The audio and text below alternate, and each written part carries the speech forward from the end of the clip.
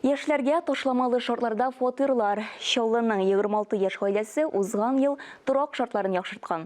Алар яшь гаилә яңа республика программасыннан файдаланган.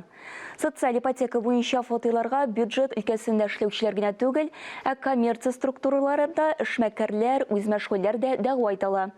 Шул ук вакытта кайбер чикләүләр дә бар. Молодые семьи, в которых возраст одного из супругов не превышает 35 лет. Балалар тәрбияләүче тулы булмаган гаиләләр дә социаль ипотека программасы буенча торак шартларын яхшырту мөмкинлегенә ия. Эш урыны мөһим түгел.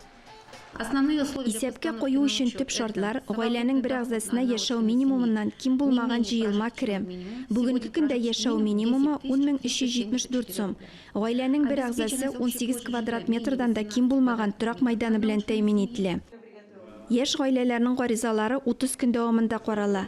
Хәзер 50 гаилә исәпкә алынган. Аларның 26-сы инде үй туен билгеләп үткән.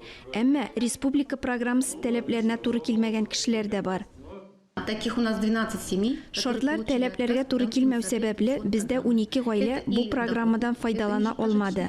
Керемнәре яшәү минимумыннан түбәнрәк, яки гаиләнең бер әгъзасына 18 квадрат метрдан артык торак туры килә. Социаль ипотека йортлары 63-нче микрорайонда төзелә. Декабрь аенда 63-23-нче күпкатлы йортка күченделәр. Тиздән 63-21-нче йорттан фатир ачкычлары бирелә.